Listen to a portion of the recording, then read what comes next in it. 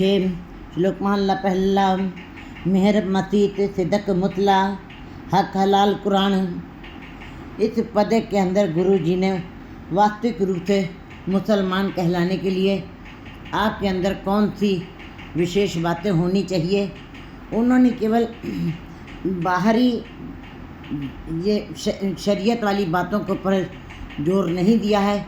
आज हम देख रहे हैं चाहे किसी भी धर्म में, हिंदू मुसलमान सिख ईसाई, सारे धर्मों में केवल शरीयत की ही बातें होती हैं, केवल रहत की बातें होती हैं। रहत अवर कछ अवर कमावत मन नहीं प्रीत मुखो गंडलावत।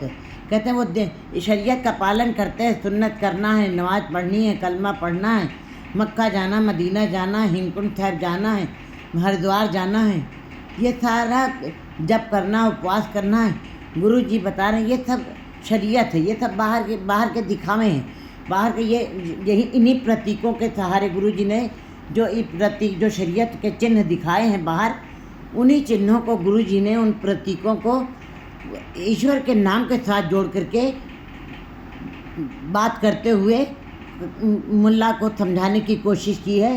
कह रहे हैं तुम्हारी नमाज कैसे पूरी होगी, मेहर मसीत, तुम्हारे अंदर दया का भाव ही अगर जो आ गया तो तुम्हारी वही मस्जिद बन जाएगी। तुम्हारे अंदर दया का भाव होना जरूरी, दया ही तुम्हारे लिए मस्जिद बन जाएगी। अगर जो दया का भाव तुम्हारे अंदर है, तुमको बाहरी मस्जिद बनाने की ज़रूरत नहीं, कंकड़ पत्थर जोड़ के मस्जिद ले बनाए, तुमको इस बात के लिए ज़रूरत नहीं रह जाएगी। ये तो अगर हम शरीयत के ही नियमों का पालन कर रहे हैं या हम धार्मिक स्थानों पे जाने का आडंबर कर रहे हैं, वस्त्र पहने हैं हमने ज्ञानी वाले, हमने वस्त्र पहने हैं मक्का मदीने वाले जाने वाले, हमने वस्त्र पहने पीले सन्यासी वाले, लेकिन गुरु जी बता रहे हैं ये तो एक खाली बर्तन के समान है। जिस प्रकार बर्तन तो सोने के हैं, अगर जो उनके अंदर खाद्य पदार्थ नहीं पड़े तो सोने के खाली बर्तन तुम्हारे लिए क्या कर सकते, तुमको तृप्त कभी नहीं कर सकते।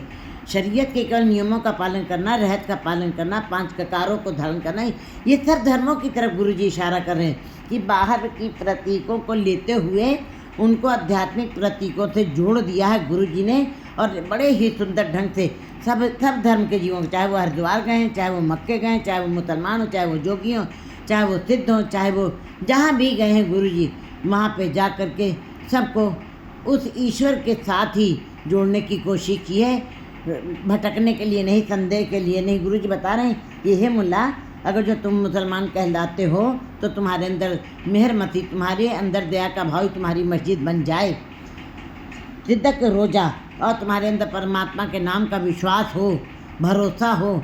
अगर भरोसा नहीं है, विश्वास नहीं है तो सुनिया मनिया तो खाली चला जाएगा, बाहर ही उड़ जाएगा। अगर जो अंदर नहीं, हृदय के अंदर नहीं प्रवेश किया, ईश्वर का नाम नहीं गया तो सब खाली ही रह जाएगा, वो बाहर ही रह जाएगा। इसीलिए तुमको ईश्वर के नाम का उसके ऊपर विश्वास होना चाहिए, भरोसा होना चाहिए। मुतला, यही तुम्हारा मुतला बन जाए। मुतला कहते हैं जैसे कि जो चद्दर, जो कलीन, जो गद्दी बिछा करके ये लोग नमाज जिसके ऊपर बैठते के पढ़ते हैं तस्वीर, उसके ऊपर वो तुम्हारा मुतला बन जाएगा, वही तुम्हारी चादर बन जाएगी, वही तुम्हारी दरी बन जाएगी।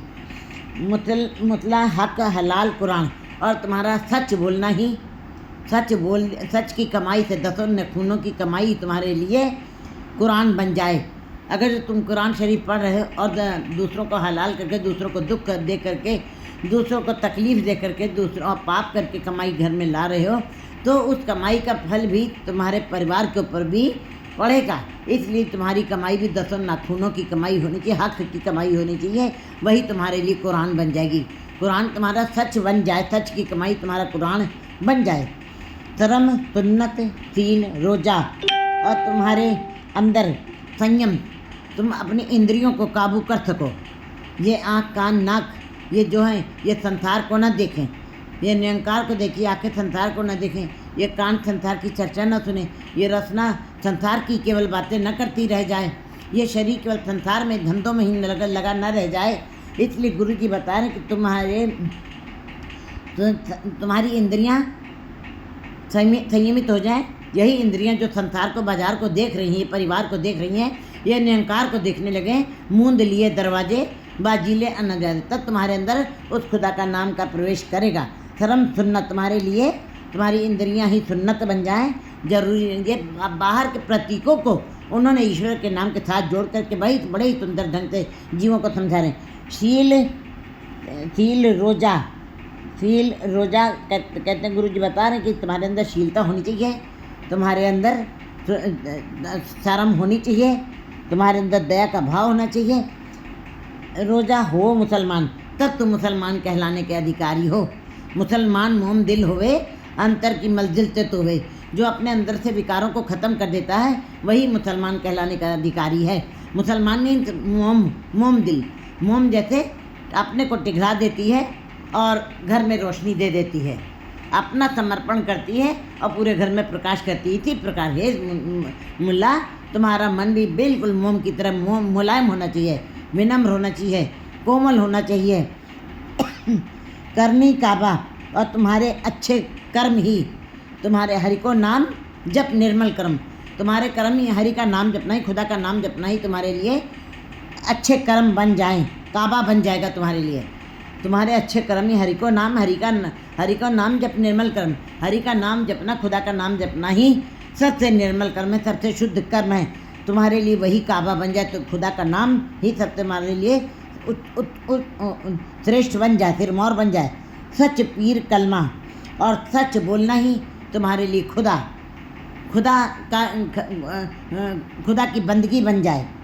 कर्म निवाज, फिर कहते कर्म माने जिथे नीच संभालिए तिथे नजर तरी बख्शीश, जहाँ पे गरीबों की, नीचों की, लाचारों की सेवा होती है, जिन पर किसी की नज़र नहीं जाती, उसके ऊपर तुम्हारी निगाह जाए, तुम उसका भला करो, तुम उसके लिए प्रबंध करो। जिसके पास कपड़ा नहीं है, जिसके पास खाना नहीं है, जिसके पास रहने के लिए नहीं है, उसके लिए तुम्हारे अंदर दया का भाव, उसके लिए तुम खड़े हो जाओ। जिथे नीच संभालिए तिथे नदर तेरी बख्शी, जहाँ पे नीचों की, जहाँ पे गरीबों की सेवा होती है, वहाँ पे उस खुदा की नज़र की, बख्शीश की नज़र होती है, खुदा कृपा की नज़र रखता है।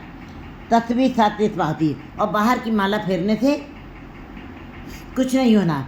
बाहर की माला कोई तुमको प्रतिफल नहीं देगी, ये केवल दिखावा है। और माला देखिए, माला हमेशा ही हृदय के ऊपर सब लोग रख लेते हैं, अंदर की तरफ एक